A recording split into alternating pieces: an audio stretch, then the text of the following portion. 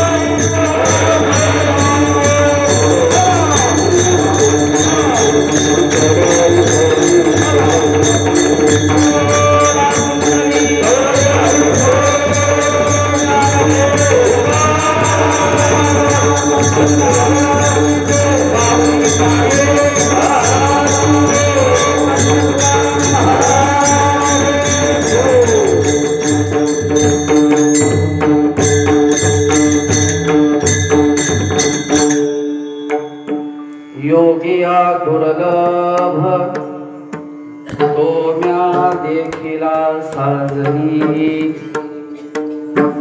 पाहता पाहता मनात न पुरे धनी। देखिला देखिला माये देवांचा देवा, देखिला देखिला माये देवांचा देव। विटला संदेह निमाले तुझे पण, देखिला देखिला माये देवांचा देव। अनंत रूपे अनंत वेशे, देखिले म्या त्यासी। अनंत रूपे अनंत वेशे, देखिले म्या त्यासी। बाप रखुमा देवीवरू खून बाणली कैसी, देखिला देखिला माये देवांचा देव। देवाधि देवा जगत्रय जीवा,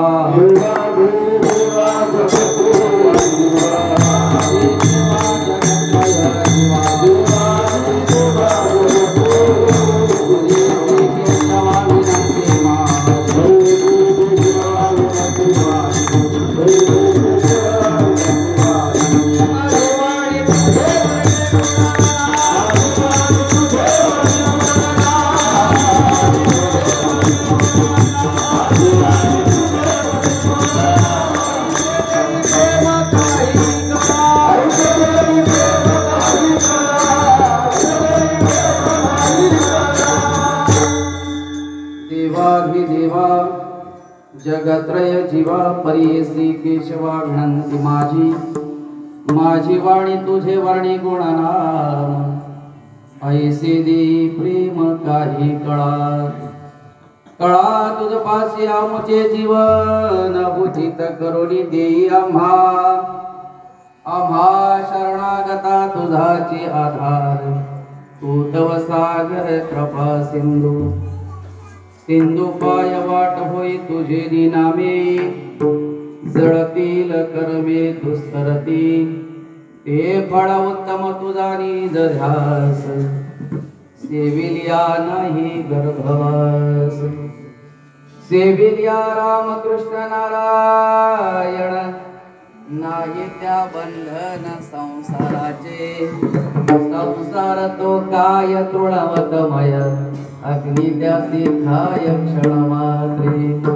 क्षणमात्रे जाळे दोषांची आराशी, नित्य उत्तमासी वंद्य करी। करी ब्रिदसाचे आपुले आपण, पतित पावन दीनानाथ। नाता नातांचा पती गोपिकांचा, पूर्वी चित्तीचा मनोरथ। चित्ती जे धरावे तुका म्हणे दासी, पुरविता होशी मनोरथ। माझी वाणी तुझे वर्णी गुणनाम ऐसे देई प्रेमकारी कळा ओम नमो ज्ञानेश्वरा ओम नमो ज्ञानेश्वरा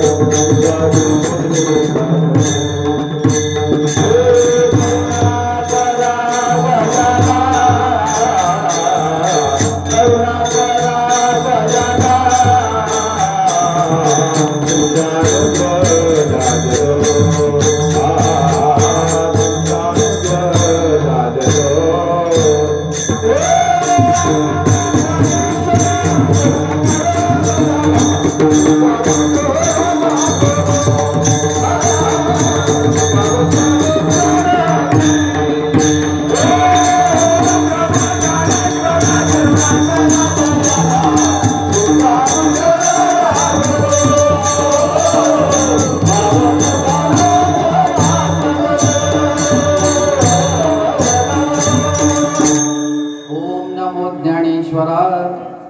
करुणा करा दयाळा तुमचा अनुग्रह लादलो पावन झालो चराचरी जय जय वशुद्धे उदारे प्रसिद्धे अनवरतानंदे वर्षते विषय वेळी मिठी दिदलिया नुठी ताठी ते तुझी कृपा दृष्टी गिरविश हो तरी कवणा ते तापो पोळे कैसे निवो शोको जाळे जरी प्रसाद रस कळलोणी पुरेसे तू योग सुखाची सोहळे सेवका तुझे निस्नेहाळे सोहम सिद्धीचे लळे स्वाळी पाळी शिकू आधार शक्तीचे अंके वाढविसे कौतुके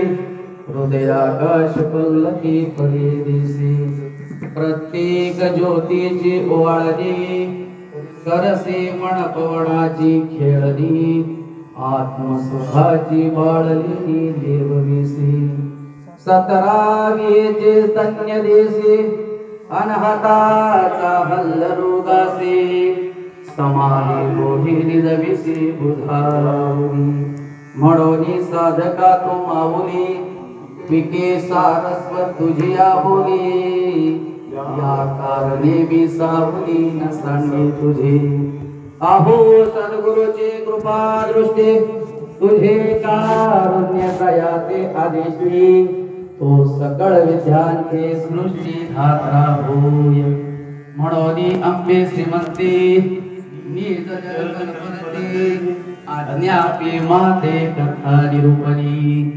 नवरसे भरवे सागरो करी उचित रत्नाचे आगरो भावार्थाचे गिरीवरून निपजवी माय साहित्य सोनियाच्या खाणी उघडवी देशीच्या छोडी विवेक वल्लीचे लावणी होते सिंग संवाद फळ निधाने प्रमयाचे उद्याने लावी म्हणे घडे निरंतर पाखंडाची तरकुटे मोडी वाटी उतरकाचे दुष्टे सावजे फिडी श्री कृष्ण गुणी माते सर्वत्र करे सरते राणी वे बैसवी छोटी असे श्रवणाची हे मराठीचे नगरी ब्रह्मविद्येचा सुगाळोतरी घेणे देणे सुख जीवनी होते या जगात या विनवणीसाठी म्या अवलोकेली गुरुकृपा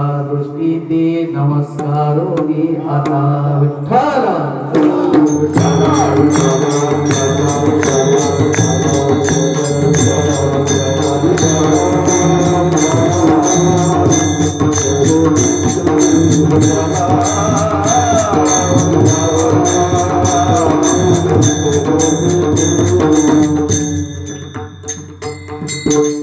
योगिया दुर्लभ तो म्या देखिला सहजरी पाहता पाहता मना न पुरी धरी. प्रस्तुत प्राप्त स्थळी आणि मला वाटतं या आनंदाचा असणारा जो पर्व आहे, पर्वणी आहे, या क्षणामध्ये आणि त्यातल्या त्यात हे आनंदाचं एक ठिकाण आहे. वारकऱ्यांचं मूळपीठ मी नेहमी सांगत असतो, ठाणे जिल्ह्यामध्ये आणि खऱ्या अर्थाने वारकरी संप्रदायाचं बीज जर कुठे रोवलं गेलं असेल तर मला वाटतंय ते तुंगेश्वर मठ आहे. ते बऱ्याच दिवसापासून जुनाट जुगादीचे नाणे लोपले होते, पारखेपणे ओळखला नाही, त्यामुळे ते लोपलं असं वाटलं होतं. पण जुनाट आहे, जुनाट जुगादीचे नाणे लोपले होते पारखे, पण आता ठाव चलने. त्या ठिकाणी जो चलनातला ठाव होता तो चुकला होता, पण आता चलनात आलेला आहे. आणि त्यामुळं ठासून या ठिकाणी सांगावंसं वाटतंय, संपूर्ण ठाणे जिल्ह्यामध्ये वारकरी संप्रदायाची खऱ्या अर्थाने मूर्त मेढ जर कोणी रोवली असेल, तुमच्या आमचे सर्वांचे गुरुनाम गुरु, तुमच्या आमची सर्वांची माऊली बाबा. 64 वर्षाची परंपरा, आपलं वय नाही, बरोबर का नाही? वय नसताना त्या ठिकाणी आपल्या मला वाटते जन्माच्या अगोदर पासून चाललेली वारकऱ्याची परंपरा आता तिला 64 वर्ष पूर्ण होतात. 30 तारखेपासून चालू होते, बरोबर का नाही? ही मला वाटते सगळ्यात मोठी परंपरा आहे. याच्या अगोदरची परंपरा आता तरी आपल्याकडे सापडते का? स्वातंत्र्याला 75 वर्ष झालेली आहेत. एक मी विटाव्याला होतो तिथे आहे, आणि दुसरी मला या ठिकाणी स्वानुभवाने या सांगावंसं वाटते का ही मोठी परंपरा आहे. आणि या मोठ्या परंपरेचे तुम्ही आम्ही सर्वच भाग्यवान असणारे अधिकारी आहात का तुम्हा आम्हाला या परंपरेचा सहवास लागलेला आहे. आणि तेही जे निगूढ शिवालय व्हावे, शास्त्राने सांगितलेली साधकाची असणारी सिद्ध दशा जर प्राप्त व्हावी, साधना फळद्रूप व्हावी, असं जर वाटत असेल तर त्या ठिकाणी गंगेचं महत्व सांगितले आमच्या ज्ञानोबरायांनी. आणि निगूढ शिवालय, मठ शिवालय आणि गंगा ज्या ठिकाणी आहे त्याच ठिकाणी साधना फळद्रूप होते असे शास्त्र सांगते. बरं, ते दुसरं तिसरं कोणी सांगत असेल तर ठीक आहे, पण ज्यांचा लाभंग आहे त्या ज्ञानोबरायांनी सांगितलेला आहे. याचा अर्थ तुम्ही आम्ही सर्व भाग्यवान या ठिकाणी वारकरी आहात, नवे नवे साधक आहात का तुमचं आमचं काहीतरी त्या ठिकाणी मत पुण्य आहे. आणि म्हणूनच तुम्ही आम्ही या स्थळाला आणि आवर्जून या ठिकाणी या साधनेला फळद्रूप करण्यासाठी, उजवा करण्यासाठी आपण या ठिकाणावर येत असतो आणि हेच राहणार आहात. विठ्ठल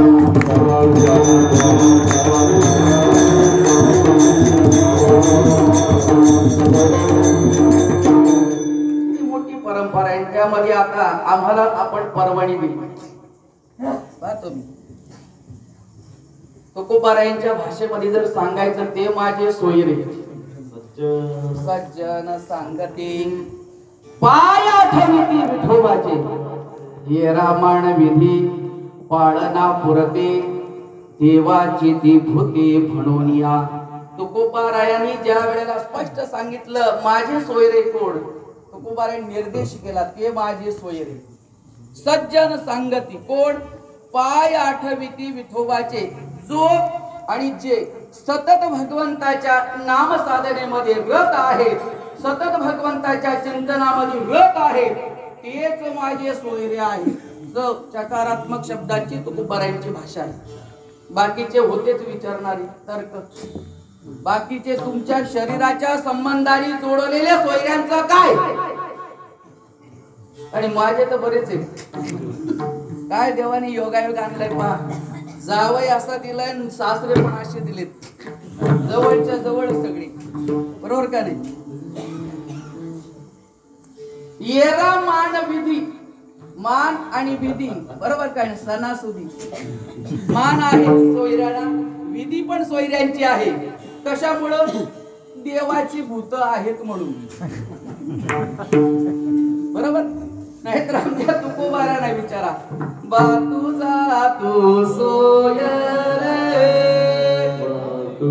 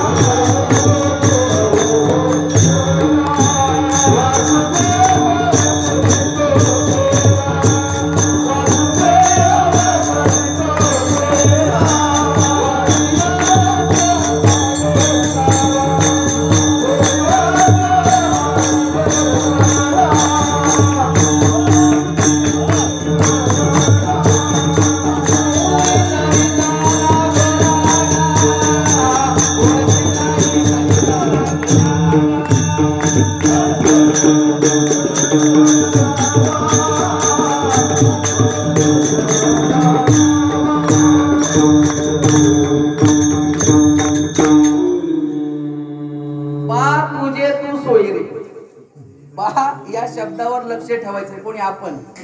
बरोबर का नाही? बा ए बा तुझा तूच सोयरा आहेस, तुझे तू सोयरे, तुझी वडील बा धारे, तूच तुझा मोठा आहे, तूच पण सगळ्यांचा त्या ठिकाणी काय रक्षण करता. तुझा तूच आहे. आत्मान एव आत्मना उद्धरेन आत्मना एव आत्मनः, बंधुर एव आत्मना आत्मनः. आत्माच आत्म्याचा बंधू आहे. आत्माच आत्म्याला नाम त्या ठिकाणी जीवच जीवाला उद्धाराला कारणीभूत आहे. बाकी अजिबात नाही. स्पष्ट केलेले तुकोबारायण म्हणून तुझे तू सोयरे, तुझी वडिला आधारे, तू तुझे आधारे, तू तुझ्याच आधारावर आहे. तुम्ही आम्ही सर्व वरकड मिळाले ते आवगे. तुकोबारायांच्या शब्दाचं उत्तर, तुकोबारायांच्या शब्दाचं उत्तर कान्होबारायाने दिलं. बाकीचे सोयरे कोण आहेत?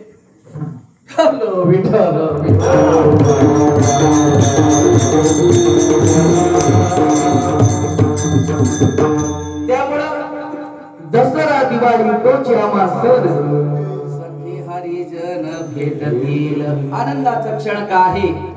मला वाटते गेली 3 वर्ष आपण का आनंद त्या ठिकाणी दिलेला आहे. ही पर्वणी मोठी आहे आणि या मोठ्या पर्वणीचा असणारा संकल्प आपल्यासारख्या वारकऱ्यांकडनं या ठिकाणी यावा, हा सगळ्यात मोठा आनंद. नवे तर या ठिकाणी आम्ही केलेली जी साधना आहे ना, या साधनेचं फळ आम्हाला मिळालं हे आम्ही या आसनावरून सांगतो. आसनाच्या बाबतीत विषय होता, बरोबर का? देव पाहो, देव पाहो, बरोबर का नाही? उंच ठाई उभे राहो. ज्याला देव पाहायचे त्याने उंच ठिकाणी उभं राहायचं. रामदा कुठे?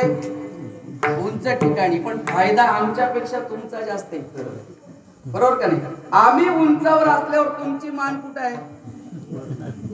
उंच आहे, बरोबर का नाही?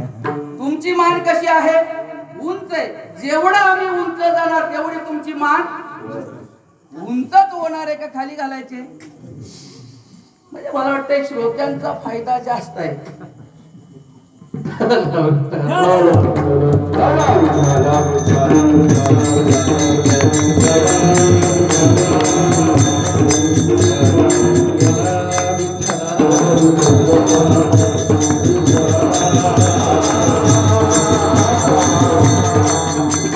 काय आपल्या माध्यमातून या ठिकाणी पर्वणी दिलेली आहे.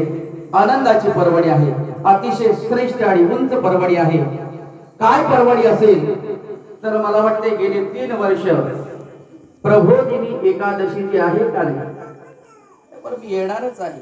पण सगळ्यात मोठी यात्रा जी आहे ना ती कुठे आहे आता? पंढरपूरला आहे. मला वाटते आपण आषाढी सोडून कार्तिकीला तर जातो का? नाही जात.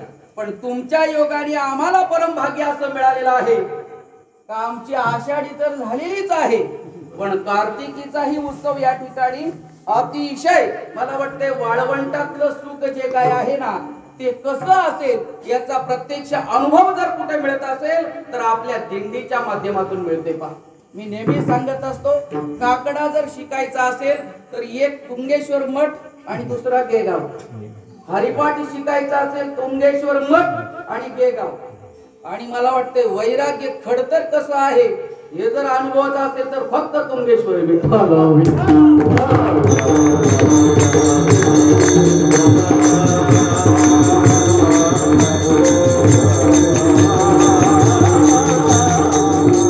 बाकीच्या बाबतीमध्ये देवाने कधी असं मांडलं नाही, बरोबर का नाही? कधी हट्ट तुमच्या आमच्याकडे केला नाही.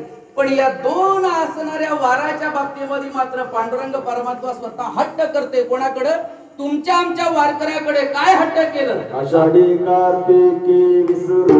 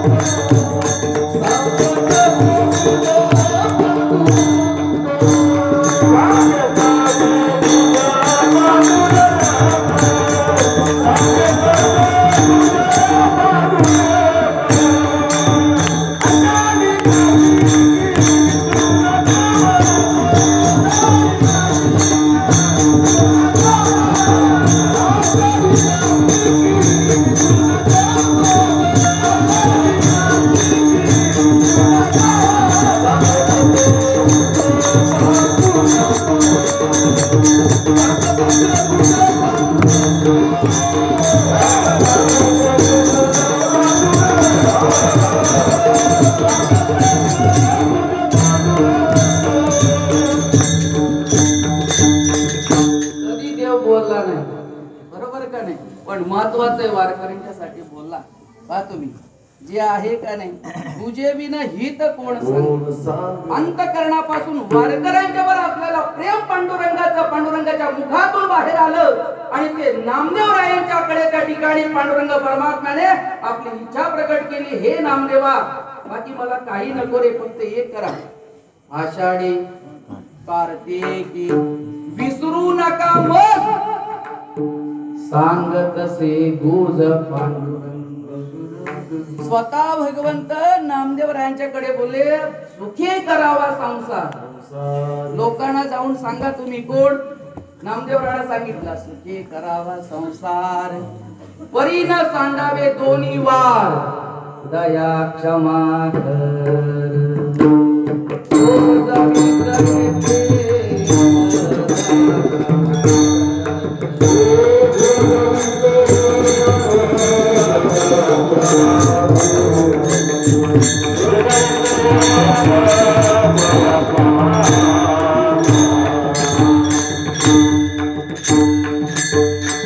सुखी करावा संसार, परी न सांडावे दोन्ही वार, दया क्षमा घर शोधवी. दया शोधायची गरज नाही, क्षमा शोधायची गरज नाही, शांतीला प्राप्त करायची गरज नाही, मोक्षाच्या मागे धावायची काही गरज नाही, समाधी लावायची काही गरज नाही. फक्त काय करा तर हे नामदेवा, जा तुम्ही आणि या जनाला सांगा, सुखे करावा संसार. तुम्ही तुमचा जो संसार आहे ना सुखाने करा, पण न सांडावे दोन्ही वार. दोन वार फक्त सोडू नका. कुठले? दौडू नका, घालवू नका, विसरू नका. जरी ऑनलाईन करायचं असलं तरी, बरोबर का नाही? कुठलं? आषाढी आणि कार्तिकी हे दोन वार जे आहेत ना हे विसरू नका. ते जर विसरले नाही आणि ते जर मला दिले दया क्षमा शांती नवे नवे तर त्या ठिकाणी स्वतः भगवंत म्हणतो त्या संसारिकाला कुठल्याही प्रकारचं गुन्हा पडू देणार नाही हे आश्वासन कोणी दिलेलं आहे? जगत नियत्या परमेश्वराने आणि भक्ताकडनं हा निरोप तुम्हा आम्हाला दिलेला आहे. त्याच्यामुळे तुमचं विशेष या ठिकाणी आम्ही या ठिकाणी ऋण व्यक्त करत आहे. कारण आषाढीला आपण सगळेच जातो, बरोबर का नाही? पण कार्तिकीला जात नव्हतो. मला वाटतंय कार्तिकीला जात नाही हे त्याला चिंता पडली आणि तो कार्तिकीला इथं आला. कुठे? तुंगेश्वरावर आला आणि तुमच्या आमच्या रूपाने मला वाटतंय खऱ्या अर्थाने लढला. आणि म्हणून तुमचं विशेष आभार मानावं. का मानावं या ठिकाणी? तर शास्त्र असं सांगते पहा, तुम्ही आम्ही जर जीवनामध्ये सांसारिक असल्यामुळे अनेक विविध प्रकारच्या विधीने संसार करतो तो करावा, बरोबर का नाही? विधी ते पाळीत, निषेधा ते जाळीत, बरोबर का? गाळीत मत देऊनी जाळीत कर्मफळी. संसार कसा करावा स्पष्ट सांगितले. फक्त वर्म कडत नाही आणि गटांगले खातात. फक्त संसार करताना विधी ते पाळीत, विधीचा संसार तो करायचा. याचा अर्थ धर्म नीती न्यायाने जो आहे तो केला पाहिजे. संसार सोडायला सांगितलं नाही. निषेधाचे गाळी, जे निषेध आहे त्याचं गाळणं अपेयाचे पाणी, अखाद्याचे खाणे, स्वैरश्री सन्निधाने होयचे सोप, हे टाळायला सांगितलंय. नको ते पेनं, नको ते खाणं, नको त्याच्या मागे जाणं, नको त्याच्या संघात राहणं हे विधियुक्त नाही. विधियुक्त जे नाही ते टाळायला सांगितलेलं आहे, बरोबर का नाही? आणि ते टाळून तुम्ही सुखी संसार करायचा आहे. विधी ते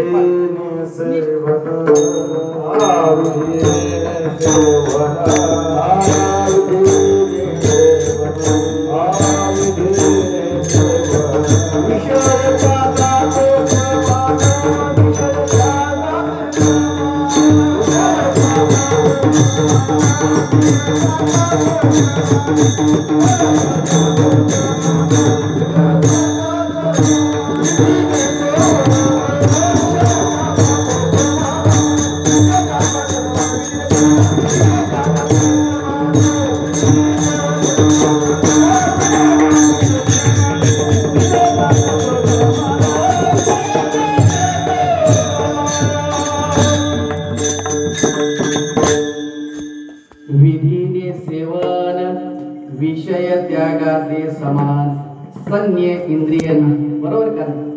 सर्वत्र समबुद्धिया ते प्राप्नुवन्ति मामेव सर्वभूत हितेरः. काही जास्त शोधायची गरज लागत नाही. सुखी करावा संसार पण विधियुक्त, बरोबर का? ते जर केलं आणि या ठिकाणी या 2 वारामध्ये त्या ठिकाणी भगवंताचं सतत स्मरण ठेवलं कुठल्याही प्रकारे संसाराचं बंधन राहत नाही. उलट त्या ठिकाणी तो संसार आहे ना तुमचा आमचा पुण्य रूप होतो, धन्यतेला प्राप्त हो. तुकोबारायना विचारा, नामदेवरायना विचारा, धन्य पुण्य रूप कैसा झाला संसार.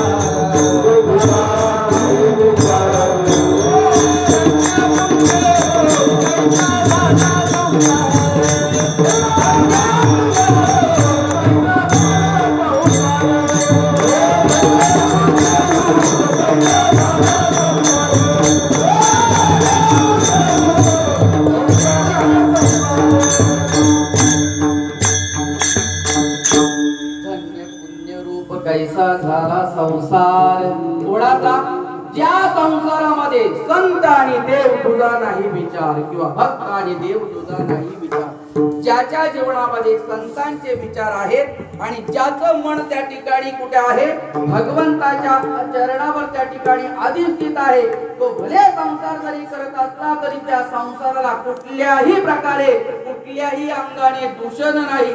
तुम्ही आम्ही विधियुक्त संसार व्हावा म्हणून 16 प्रकारच्या विद्या करतो. बरोबर का नाही? किती आव्हान पासून तर विसर्जनापर्यंत. बरोबर. आगच्छ देव देवच्छ तेजराशे जगतपदे क्रियामान मया पूजम ग्रहण परमेश्वरा. त्या ठिकाणी आगता देव देव हे देवा ये ये ये ये. बरोबर का नाही? एक सुपारीवर नारळावर ये येतो तो. आगच्छ देव देवच्छ तेजराशे जगतपते. अरे तो एवढा तेजाच्या राशीने एक सुपारीसाठी ये लगेच आला.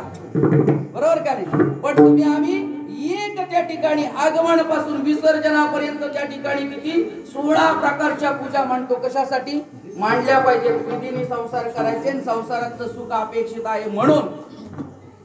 मग आता हे बरोबर आहे कर्मकांडातलं तर त्या ठिकाणी संतांनी सांगितलं ते बरोबर. एवढीच तुलना आपल्याला करायची. बरोबर का नाही?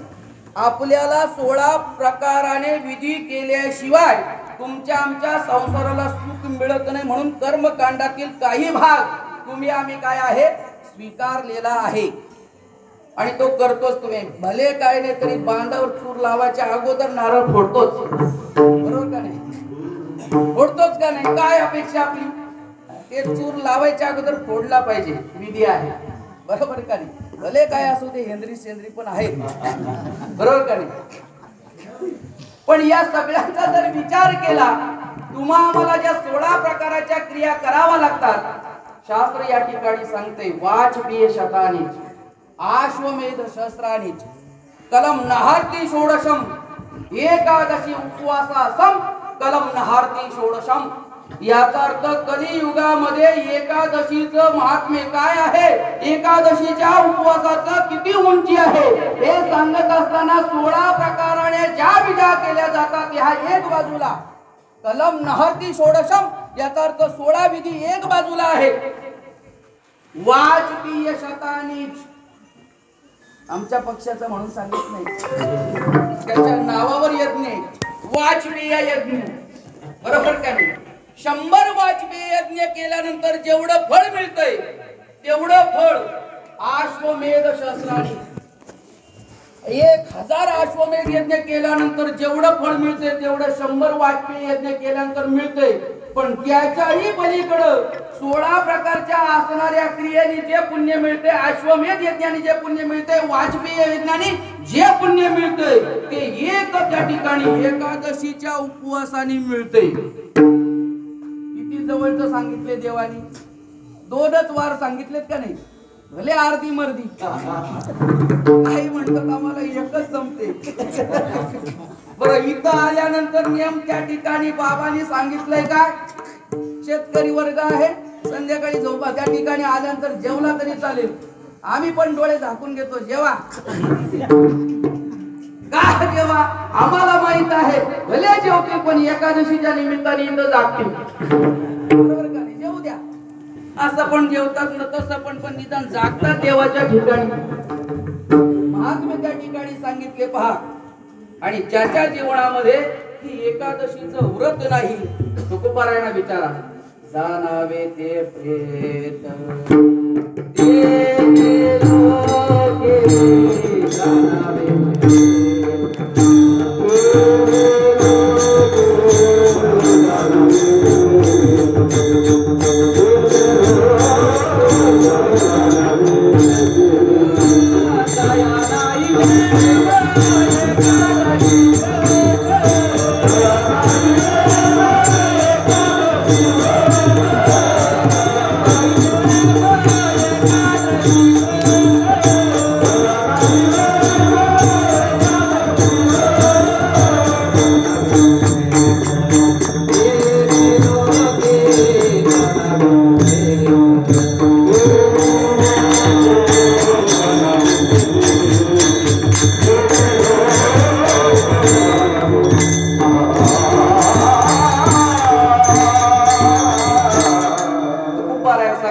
ज्याच्या जेवणामध्ये एवढं अतिशय उंच फळ देणारं जे व्रत आहे ते ज्याच्या जेवणात नाही जया नाही नेम एकादशी व्रत जाणावे ते प्रेत याचा अर्थ कुठं तिन्ही लोकात गेला तरी ते प्रेतच कुठं इथंच नाही तीन लोकात जा गेला तरी ते प्रेत तिन्ही लोकात याचा अर्थ असा आहे तुमच्या आमच्या संसारिकाच्या जीवनामध्ये एकादशीचं अनन्य महत्व आहे आणि ती एकादशी तुम्ही आम्ही करणं आणि ती घडवणं हे तुमच्या आमच्या जीवनाचं सार सर्वस्व आहे आणि आज या ठिकाणी जी एकादशी आहे ना तिचं विशेष महत्व आहे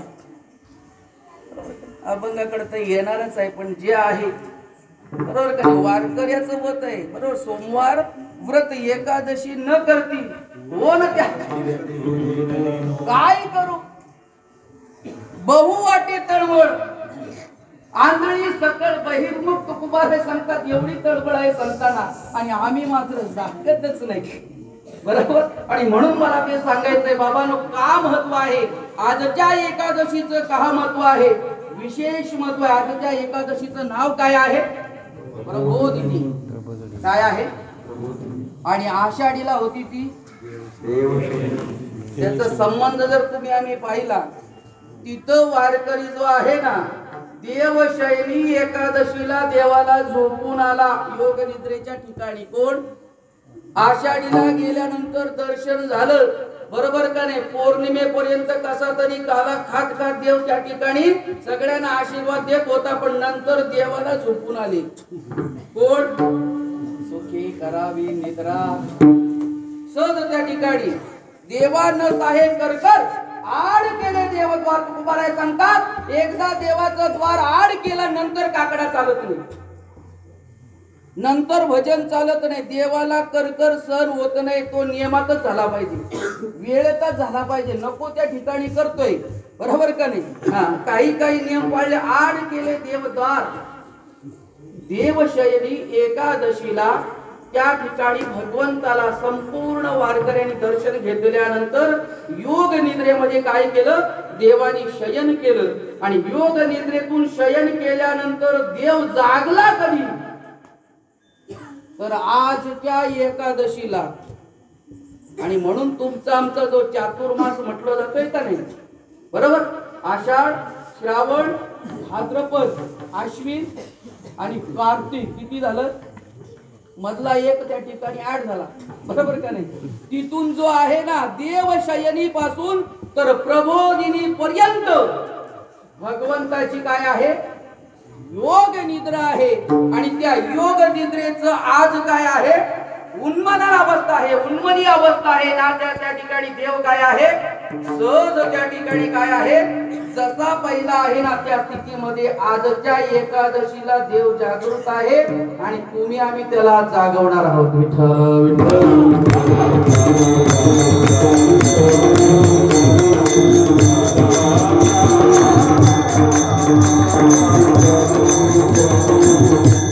योग निद्रेने देव झोपलेला आहे पण प्रबोधाने काय आहे जागृत आहे हे महत्वाचं आहे योग निद्रेने देव त्या ठिकाणी झोपलेला आहे पण प्रबोधाने त्या ठिकाणी काय आहे देव जागृत आहे किंवा जागवला जाते आणि आजची प्रबोधिनी एकादशी आहे आणि या प्रबोधिनी एकादशीच्या दिवशी प्रसंग असा झाला ज्यांचा आजचा अभंग आहे ना या अभंग असणाऱ्या संत श्रेष्ठ ज्ञानोबारायांना आणि या संपूर्ण विश्वामध्ये क्रांती घडवायची होती आणि क्रांती घडवत असताना त्या ठिकाणी एकट्याचा नव्हे हा म्हणूनी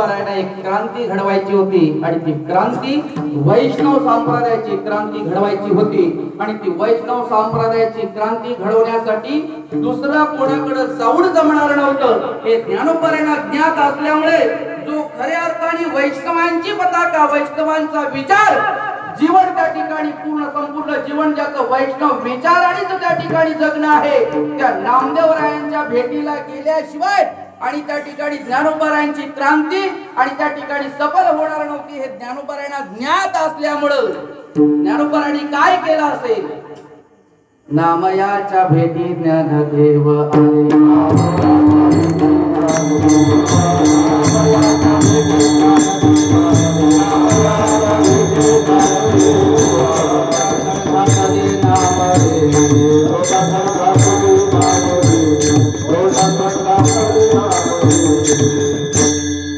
ज्ञानोबारायांनी विचार केला या संपूर्ण विश्वामध्ये जर त्या ठिकाणी क्रांती घडवायची असेल तर ज्यांच्याकडे त्या ठिकाणी विचार मोठा आहे ते कोण आहेत तर सहज आणि सहज नामदेवराय आहेत त्यांच्या सहकार्याशिवाय आणि या ठिकाणी मला जे अपेक्षित आहे ते उभं राहणार नाही आणि म्हणून नामयाचे भेटी ज्ञानदेव आले लोटांगण घातले नामदेव त्या ठिकाणी नामदेवरायांच्या भेटीला ज्ञानोबाराय गेले त्या ठिकाणी जात असताना काय इच्छा असेल तर ज्ञानोबारायांची एकच त्या ठिकाणी क्रांती होती का हा जो विखुरलेला अनेक विविध प्रकारच्या मतांतरामध्ये आणि विखुरलेला माझा जो समाज आहे हा या ठिकाणी संघटित झाला पाहिजे आणि संघटित झालेला समाज त्या ठिकाणी धर्माच्या अनुषंगाने आणि जगताच्या हिताच्या कल्याणाच्या ठिकाणी त्या विचारावर आरूढ झाला पाहिजे यासाठी क्रांती आणि त्या विचाराची कास धरून आणि ज्ञानोबाराय आणि कुठे गेलेले आहेत नामदेवरायांच्या भेटीला गेलेले पहा आणि ती क्रांती खूप महत्वाची आहे तुम्ही आम्ही जर विचार केला तर ज्ञानोबारायांचं जेवढं जगतावर उपकार आहे इतर कोणाचे नाही त्यावेळेला दोघांची मत भिन्नता होती अजूनपर्यंत बाहेर आली नाही नामदेवराया तीर्थाला मानत नव्हते पण आमच्या ज्ञानोबारायांनी सांगितलं तीर्थे पाहिजेत तीर्थयात्रे सुखे जावे कर्मकांडाला नामदेवराय म्हणत नव्हते पण ज्ञानोबाराय कर्मकांड सोडत नव्हते का तर त्याला माहित आहे कधी कधी या ठिकाणी विधियुक्त जो संसार आहे तो फायद्याचा आहे दोन्ही दोन टोकाची विचारधारा होती पण दोन्ही दोन टोकाची विचारधारा नामदेवरायांच्या ठिकाणी योग्य होती आणि ज्ञानोबारायांच्या ठिकाणी योग्य होती पण ही दोघं जोपर्यंत एकत्र येत नाही तोपर्यंत संप्रदायाची उभारणी होतच नव्हती झालीच नसती हे ज्ञानोबारायांना माहित असल्यामुळे काही दोन पावलं कोण आले मागे ज्ञानोबाराय आणि दोन पावलं कोण आले मागे नामदेवराय तेव्हा कुठेतरी ही क्रांती घडली पहा तुमच्या आमच्या संप्रदायाची ठेवण जर पाहिली एक दोन नाही पहा तुम्ही कबीर मोमीना लतीफा मुसलमान कबीर मोमीना लतीफा मुसलमान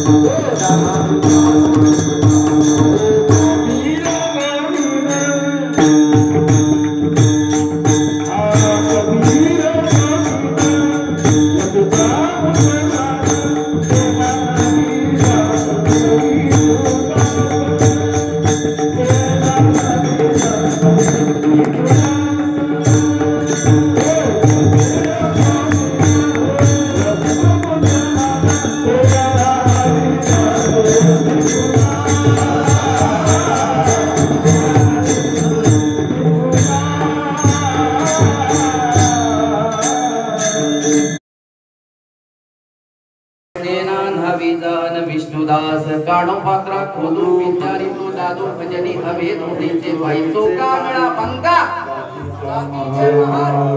सर्वेश्वर ऐके करी नाम याची जडी गोड तिचा भाव जेवी पंढरी राव देवालाही त्या ठिकाणी तसं वागायला भाग पडलं या दोघांनी देवा आम्ही सांगत तसाच त्या ठिकाणी तू राहिला पाहिजे देव कसा जेवत नव्हता जेवला बरोबर का नाही नामदेवाच्या हाताने जेवला तिकडं जनाबाईच्या हाताने जेवला मैराळ जनक कोण पुळत्याचे मैमान द्यायचे अरे कुणाचा बरोबर नाही अशा लोकांना अंगा खांद्यावर जेवणा घ्यायला लावला या दोघांनी का तर जी क्रांती घडवायची होती ना, ही क्रांती त्या विचाराच्या माध्यमातून आज सुखिना सर्वे संतु निरामया सर्व भद्राणी पश्यन्तु मा कच्चित आज उत्तम आपनुयात ही वेदाची असणारी खरी प्रार्थना जी आहे ना, कोणी अंमलात आणलेली आहे?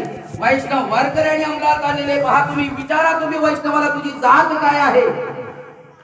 एकही त्या ठिकाणी वैष्णव जर विचारतो, वैष्णवाची एकच जात वैष्णव. विष्णुमये जग वैष्णवाचा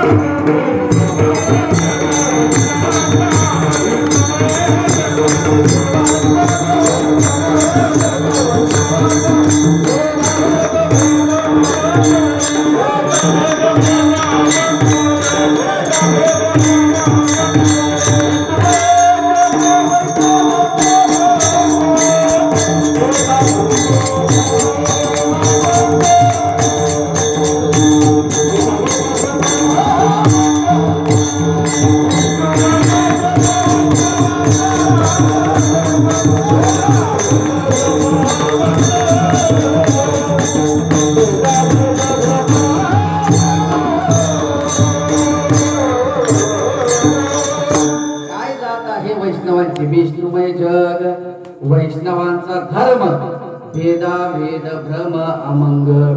कोणाला आरक्षण मागणार?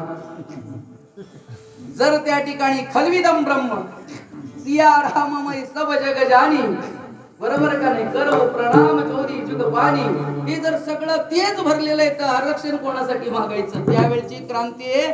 तुम्ही आम्ही आता भ्रांतीमध्ये आलेला आहात. प्रत्येक समाज जो आहे ना, जाती जातीने धर्म धर्माने नीती नीतीने विचाराने त्या ठिकाणी विखुरलेला आहे. त्या वेळेला 11व्या शतकामध्ये आणि त्या ठिकाणी अनेक विविध प्रकारच्या असणाऱ्या आदिलशाही असतील, त्या ठिकाणी निजामशाही असतील, यांनी पहिलं त्या ठिकाणी भारतावर आक्रमण करण्यासाठी तुम्हाला काय केलं? विखुरलं होतं. विखुरलेल्या समाजाला आणि त्या ठिकाणी एकत्र करण्याचं पहिलं जर काम कोणी केलं असेल, मिळविली मांदी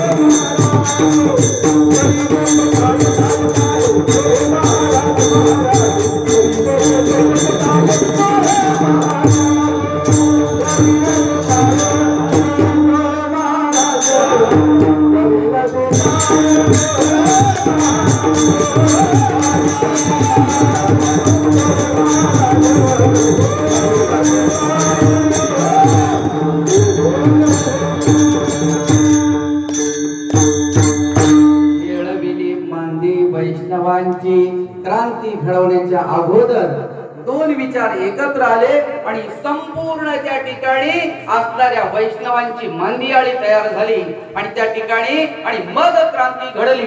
परंतु ही मांदियाळी तयार करण्याच्या अगोदर त्या ठिकाणी नामदेवरायांची आणि ज्ञानोबरायांची भेट त्या ठिकाणी आहे. आणि ज्या वेळेला ज्ञानोबराय नामदेवरायांच्याकडे भेटीला आल्यानंतर तो तुम्ही आम्ही जसा पाहुणा आला, बरोबर का नाही, ज्याचा जसा पाहुणचार असतो तसा तो घ्यायला, तसा ज्ञानोबरायांचा अधिकार वेगळा होता आणि नामदेवरायांचा अधिकार वेगळा होता.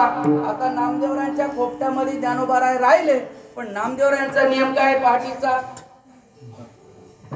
बरोबर का नाही, उठून त्या ठिकाणी जायचं कुठं? एकदा त्या ठिकाणी प्रभात समय झाला रे झाला का त्या ठिकाणी थांबायचं नाही. एकदा ब्रह्ममुहूर्त झाला रे झाला का वारकरी थांबत नाही. बरोबर, वारकरी थांबत नाही त्या ठिकाणी आणि तो वारकरी स्वतःही थांबत नाही, लोकांनाही त्या ठिकाणी थांबू देत नाही. उठा सकळ उठले नारायण आनंदले मुनी जन देनी लोक आनंदले मुनी जन देनी लोक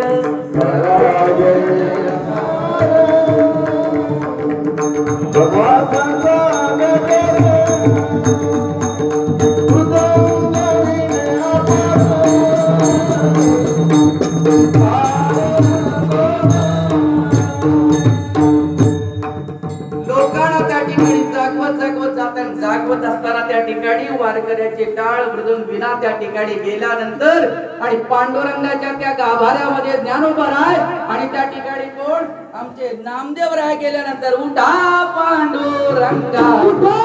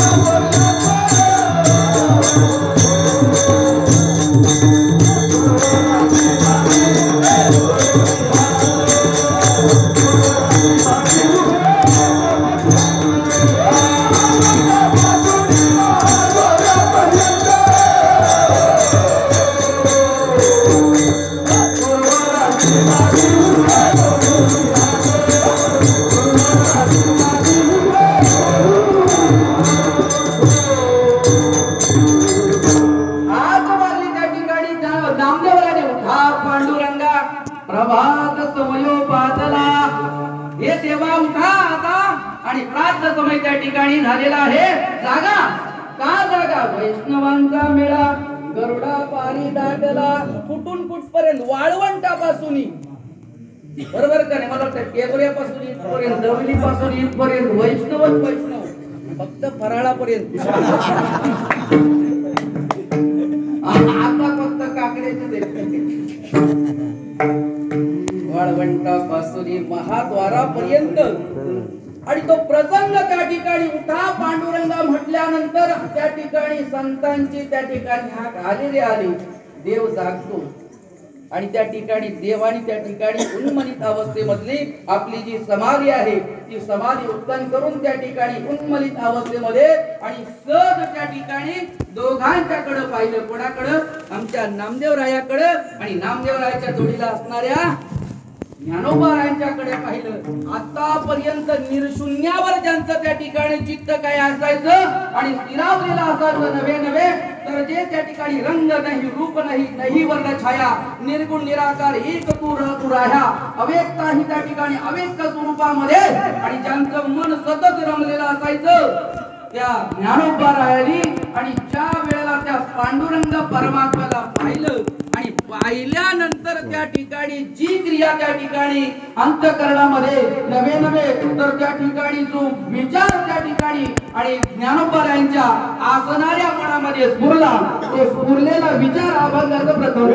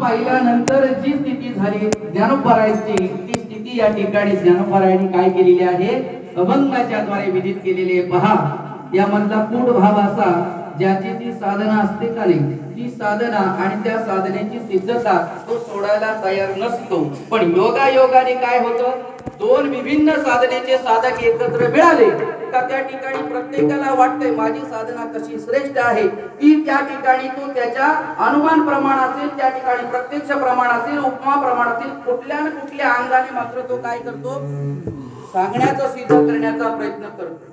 पण या ठिकाणी गंमत अशी झाली, काही काही मोठ्या माणसांची गंमत झाली का ती झाकण्याचा प्रयत्न होते, तसं या ठिकाणी ज्ञानोबरायांचं झालं. काय ज्ञानोबराय तर निर्शून्य निराकार त्या ठिकाणी अव्यक्त ब्रह्माचे अधिकारी योगाच्या माध्यमातून, आणि इकडं नामदेव राय तर त्या ठिकाणी भक्तगणातून, त्या ठिकाणी प्रत्यक्ष दर्शनातले, आणि इकडं पाहिल्यानंतर त्या ठिकाणी बुद्धीला तर त्या ठिकाणी स्फुरलंय, आणि त्या ठिकाणी डोळ्याला त्या ठिकाणी स्थिरता मिळालेली आहे, नवे नवे मन उन्मनीत झालेलं आहे. हे योगाने कधीच होत नाही, हे आतल्या आत बोलायला सुरुवात केली. कोणी?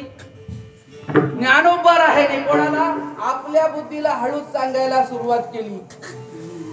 हे बुद्धी म्हणजे हे साजनी दुसरी नव्हती, बरोबर. सजनी शब्द नाही, साजनी आहे. सजनी जी सजवली जाते, बरोबर का नाही, आणि जी ज्याच्यासाठी सजली जाते ती सजनी आहे. पण साजनी नाम बुद्धीचं या ठिकाणी काय आहे, त्या ठिकाणी बुद्धीला त्या ठिकाणी, आणि साजनी म्हणजे सखी पण आहे, आणि साजनी हा शब्द कोणाचा आहे, मैत्रिणीचा आहे. आणि ज्ञानोबरायांच्या जीवनातली एकच मैत्रीण नाम बुद्धी, त्या ठिकाणी तिला पहिल्यांदा सांगितलं. अतिशय जवळचं गुह्यगुज जे आहे ना, जवळच्या मित्राला सांगितलं जाते, याचं कारण शास्त्र सांगते, अवंचकता मित्र गुणः. रामायणामध्ये प्रश्न आलेला आहे, जो एक एकापासून कधीच बाजूला जात नाही त्यालाच मित्र म्हटलं जाते, आणि जो एक एकाच्या कधीच बाजूला राहत नाही तो तुमचा आमचा मित्र. कधीच बाजू धरत नाही तो पण मित्र आपला, बरोबर का नाही. कधीच बाजूला जात नाही तो खरा मित्र. त्या ठिकाणी सहज आणि ज्ञानोबरायांना आतल्या आत त्या ठिकाणी बुद्धीला सांगावं असं वाटलं, आता मी जे पाहिलंय ना ते योग माध्यमातून, योगाच्या साधनेने आतापर्यंत सगळं त्या ठिकाणी प्रयास केला, पण तिथला आनंद वेगळा आहे ना, हा आनंद वेगळा आहे. योगिया दुर्लभ ओम्या देखीला साजरी, याचा अर्थ योगी पाहतो ते वेगळं आहे, आणि प्रत्यक्ष भक्त पाहतो ते वेगळं आहे. ज्ञानोबारायाने सांगितलंय, विठ्ठल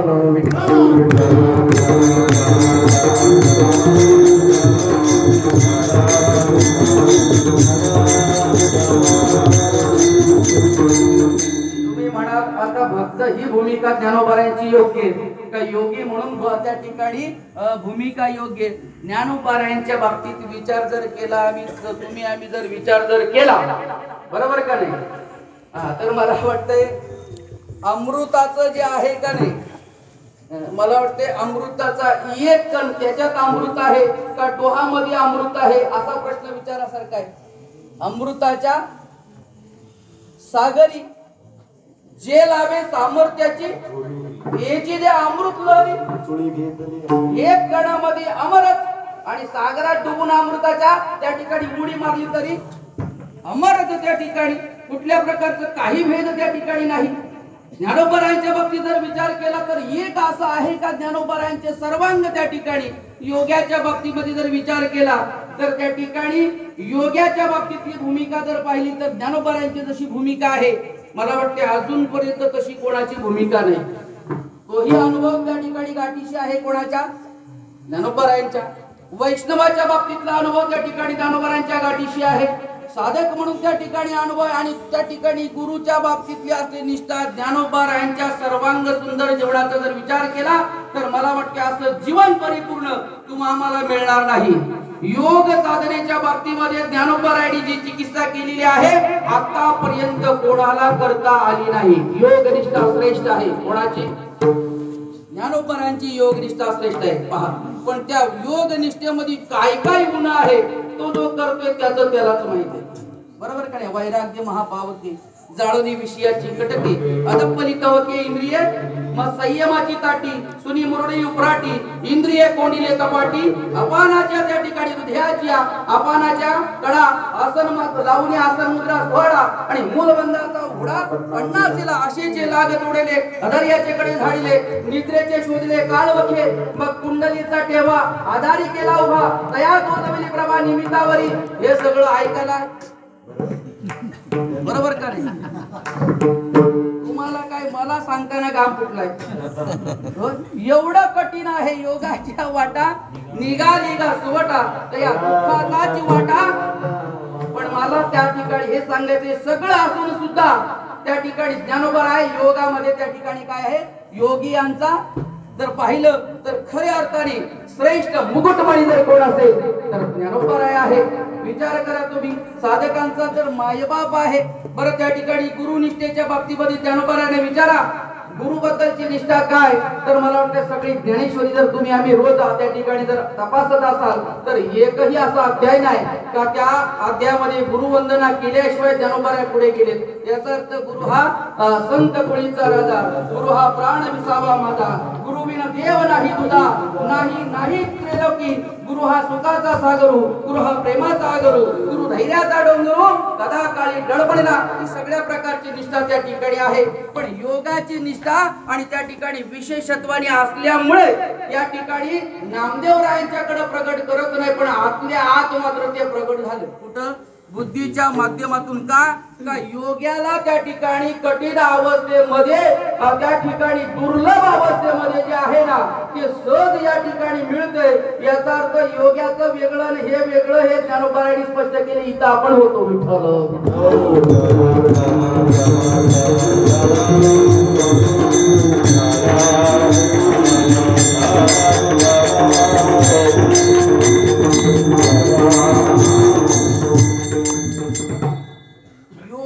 दुर्लभ याचा अर्थ योगाचा अनुभव असल्याशिवाय योग्याला हे दुर्लभ आहे हे सांगू शकत नाही. म्हणून त्या ठिकाणी ज्ञानोबारांनी प्रमाण वापरलेले आहे. ज्याला योगच माहित नाही, आपल्याला माहित नाही, त्याच्यामुळे फक्त ओव्या बोलायच्या. बरोबर का नाही? तिकडे डोकायचा नाही, डोकवायचंच नाही. मूळ बंद काय, ओढियाना बंद काय, जालंधर बंद काय लोकांना सांगता येईल, लावता येणार आणि लावायचा प्रयत्न करायचा पण नाही. लावता लावता कधी लोक लावतील गॅरंटी नाही. योगाचा क्लेश अधिक तर ते सांग. बरोबर का नाही? का त्या ठिकाणी साध्य करण्यासाठी आसन आहे. बरोबर का नाही? त्या ठिकाणी मुद्रा आहे, नवे नवे यम आहे, नियम आहे. ते यम 12 सांगितले, नियम 12 सांगितले, आसन वेगळी आहेत, मुद्रा ध्यान धारणा समाधी पर्यंत हे 8 अंग शोधता शोधता हैराणी होईल.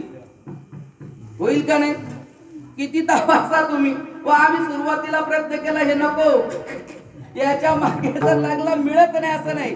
लोके अस्मिनाम द्विधा निष्ठा पुरा प्रोक्ता मयानक ज्ञान योगेन योगिनाम त्या ठिकाणी कर्म योगेन त्या ठिकाणी योगिना ज्ञान योगेन सांख्यना कर्म योगीन योगिना. 2 प्रकारचे आहेत का योगाने देव मिळतोय हे सुद्धा खरं आहे आणि त्या ठिकाणी तुमच्या आमच्या साधनेने देव मिळतोय हे खरं आहे. पण योगाने देव मिळणं हे त्या ठिकाणी दुर्लभ आहे. हे कोणाचं मत आहे का ज्यांनी योगाला परिपूर्ण न्याय दिलेला आहे त्या ज्ञानोबारायांचं मत आहे. योगी या दुर्लभ. काही काही गोष्टी ज्या आहेत ना दुर्लभ आहेत पण सगळ्यांनाच नाही. अमृत दुर्लभ आहे का नाही? तुम्हा मला आहे. बरोबर. पण त्या ठिकाणी अमृत सुलभ पण आहे. कोणाला? शारदीयेचे चंद्रकडे माझे अमृत कण कोवळे ते वेचिता मन मवाळे चकोर तळगे. बरोबर का नाही? चकोराच्या पिलाना जर सहज आहे तर इकडं दुर्लभ आहे तुम्हा मला, तिकडं काय आहे? सुलभ आहे. बरोबर का नाही? तुम्ही आम्ही जर विचार केला तर मोती तुम्हा मला काय आहे? दुर्लभ आहे. पण हंसाला हंसा मोती खाय, मोत्याचं मानस सरोवरामध्ये मोती खातोय हंस. आणि आम्ही मोती करून त्या ठिकाणी दिवाळीला फक्त स्नान करतो. मोती साबणात, बरोबर का नाही? प्रत्यक्षात पाहिला नाही, पाहायला भेटणार पण नाही असा महागडा मोती तुम्हा आम्हाला काय आहे, दुर्लभ आहे. पण त्या ठिकाणी हंसाला काय आहे, सुलभ आहे. हा विचार करा, अमृत तुम्हा आम्हाला दुर्लभ आहे, स्वर्गामधल्या देवांना सुलभ आहे. चिंतामणी तुम्हा आम्हाला दुर्लभ आहे, स्वर्गीच्या देवांना सुलभ आहे. या सगळ्याचा विचार केला तर काही गोष्टी काहींना सुलभ आहे आणि काहींना काय आहे, दुर्लभ आहेत. तुम्हा आम्हाला देव दुर्लभ का, याचं सुद्धा तुकोबारांना विचारा. तुका म्हणे नासी कुतरक्याचे कपाळे, तुका म्हणे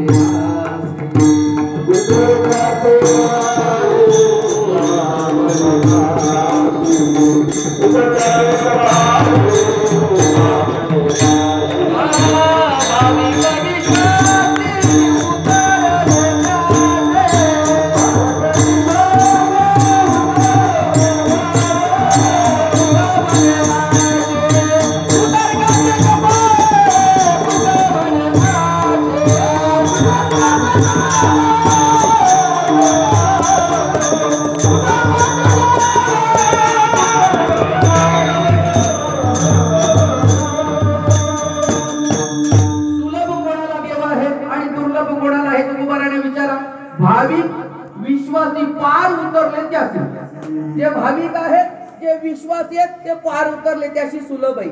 नाशी कोणाला, तुका म्हणे नाशी कुतरक्याचे कपाळी. गवळ्यानी त्या ठिकाणी गवळणीनी रोज देवाचं दर्शन घ्यावं हे जरी वाटत असलं तरी तुकोबाराने विचारा का त्या ठिकाणी सगळ्याला दर्शन मिळालं नाही. हे तुकोबाराने वर्णन केलंय. गोकुळातला देव, बरोबर का नाही, रोज दृष्टीला पाहायला मिळालाच पाहिजे का नाही, गावचा पोर, बरोबर का नाही. पण तुकोबाराने सांगितला तर्क वितर्किनी दुराविल्या दुरी. 11 लोक सांगितले तर 11 लोकांना देव भेटत नाही. तर्क वितर्किनी दुराविल्या दुरी, मौन त्याही परी आरंभिली. मौनी बाबाला देव मिळत नाही. मौनी बाबा काय कसलं मौन धरतो त्याचं त्यालाच माहिती. अरे खरं मौन काय, मुखामध्ये नाम हे खरं मौन आहे. बाकी कसलं मौन, ते मौनच नाही. वाचा सुंदर दिलेली आहे. चांगलं त्या ठिकाणी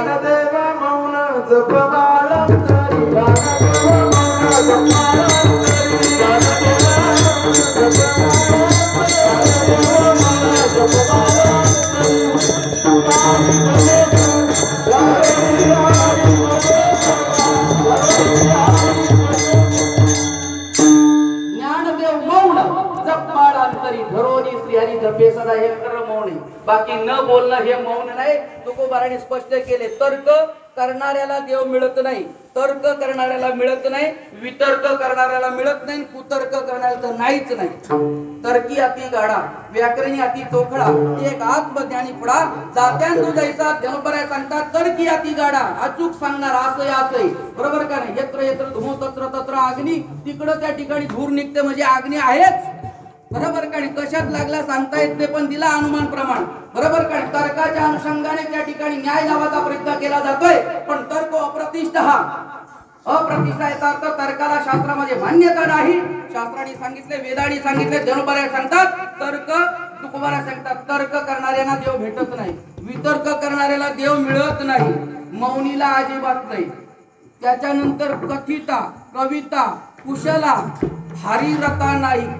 म्हणजे कविता करणाऱ्या सालो मालो हरीचा दास, बरोबर का नाही. कालवूनी बिश केला अमृताचा ना. तुकोबारांची वाणी कुठं, संतांची वाणी कुठं ना, आमचा अभंग कुठं मध्ये घुसवायचंय सालो मालो. त्याला वाटलं अभंग केलं, तुकोबारांची एवढी प्रसिद्धी झाली. अरे अभंग करायला काय जुळतं त्या ठिकाणी, बरोबर का नाही. यमक जुळवलं का झालं, बरोबर का नाही. यमक अजिबात नाही, कविता अजिबात नाही, कथित्या नुसत्या कथाच सांगणारी अजिबात नाही, लोभिका अजिबात नाही, कुशला नुसता बुद्धीचा अंक लावणारे अजिबात नाही, यांना सुद्धा देव मिळत नाही. लोभिका अजिबात नाही. या सगळ्यांचा जर विचार केला, कविता, कथित, लोभिका, हरिरता नाही, या सगळ्यांना देव मिळत नाही. अतर्क, वितर्किनी, लोभी अजिबात नाही. या सगळ्यांची लिस्ट जर काढली संपूर्ण, ती मला वाटतं की एवढी मोठी गवळण कोणी वाचितच नाही. त्याला वाटलं 2-4 वाचल्या झाला पाठ आपला कीर्तन, बरोबर का नाही. आणि तिथंच नेमकं आपलं आठवतंय सुनील महाराज अभंग आणतो कुठून. माझा एकही अभंग खिशातला नसतो. बरोबर का नाही? मग त्या मोठ्या कीर्तनकाराने मला एकदा प्रश्न विचारला होता, हा का जो इथं कीर्तन सांगत असताना महाराज घ्या घ्या मी घेतला, बरोबर का नाही? आता घेतल्यानंतर तो नित्य नियमातला होता, नित्य नियमाच्या मालिकेतला होता, तो म्हणतो अभंग त्या ठिकाणी असा घेतलेला आहे, त्याला घरी जाऊन मालिका नाही त्याने गाथा शोधली आणि मग शोधल्यानंतर तो बाराचा बरोबर आहे. अरे गात्यातच माता असलं तर आनंद आहे, बाकी ठिकाणी नाही. युट्यूब आणि व्हॉट्सअप घेऊन जर तुम्ही जर त्या ठिकाणी कीर्तनाला उभे राहिले, मला वाटते ती कीर्तन बंद ठेवली पाहिजे.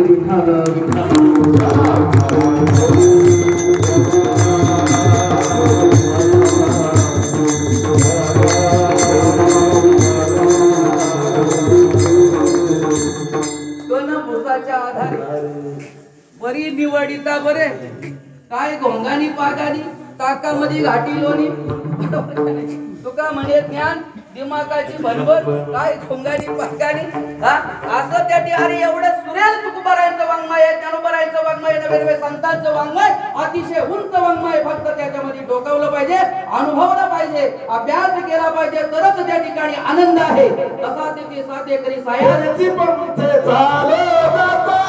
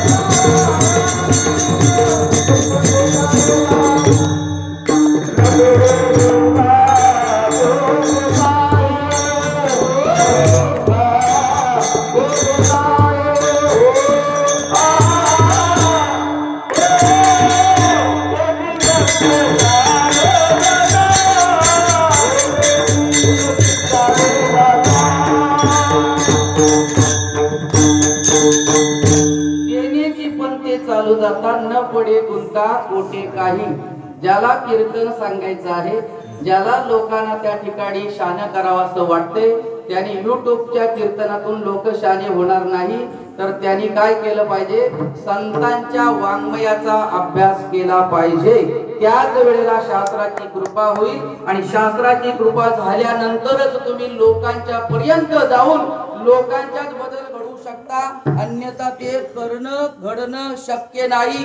गादीवरून का सांगायचं तर वरच्या ठिकाणी उभं राहिले, बरोबर का नाही? आणि इथं उभं राहिल्यानंतर आम्ही सांगितले पूजा बाकी अजून, बरोबर का नाही? तशी होईल, पण चित्ताचे आसन तुका करीतो कीर्तन. चित्ताचं आसन त्या ठिकाणी असल्यानंतर कीर्तन त्या ठिकाणी जे आहे त्या ठिकाणी जेणे करुणी हृदय मूर्ती प्रगटे ऐशी कीर्तन मर्यादा आहे. संतांच्या घरची मर्यादा उल्लंघन करून तुम्ही जगाला शहाणे करू शकत नाही, तर संतांच्या विचाराच्या पलीकडे जग कधीच शहाणे होणार नाही.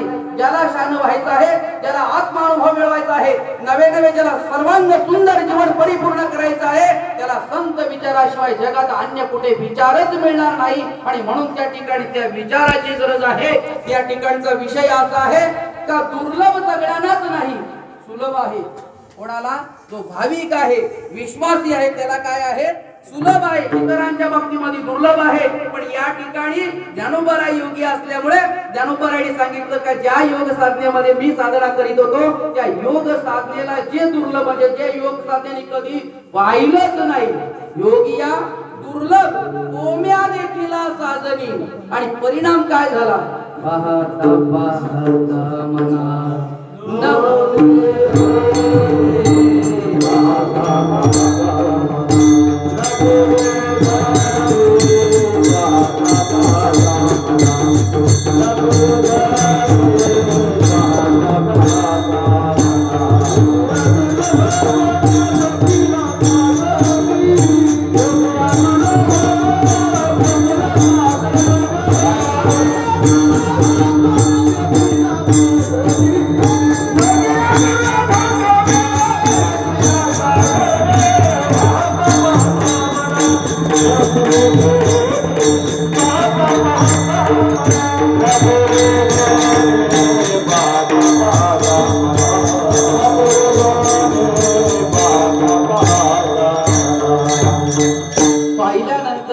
नंबर आहे आपल्या बुद्धिरूपी असणाऱ्या मैत्रिणीला साजीला सांगतात हे साजरी पाहता पाहता मना न पुरे धनी. 2-3 अर्थ आहेत. धनी म्हणजे एकतर पती पण होईल आणि धनी म्हणजे ठेवा आहे का त्या ठिकाणी मनाच्या असणाऱ्या आवाक्याच्या पलीकडचा आहे. कोण जो मी पाहिलेला आहे ना तो कोण आहे? तुका म्हणे सुख न मावे मावतच नाही. त्याचं नाव काय आहे? देव आहे. मनात देव मानवत नाही. बरोबर का नाही? मनाची नखी न लगे. बरोबर का नाही? बुद्धीची दृष्टी न रिगे इंद्रियाची जोगे काय होईल असाही तो देव आहे. पण पाहिला त्या ठिकाणी आणि पाहिल्यानंतर त्या ठिकाणी ज्ञानोबाने स्पष्ट असं वर्णन केलेलं आहे. हे साजरी पाहता पाहता पाहता पाहता असं झालं मनामध्ये त्याचा अर्थ मनच पुरलं नाही. मना न पुरे धनी 2 शब्द होतील. काही धन मनाला त्या ठिकाणी आवाक्यात आणण्यासारखी नाही. एक भाग आहे आणि या ठिकाणी मनाच्या ऐश्वर्याच्या पलीकडे आहे. मनाच्या ताकदीच्या पलीकडे आहे. एकदा तो पाहिला हे पाहिला का मग त्या ठिकाणी जर विचार केला पाहिला पाहिला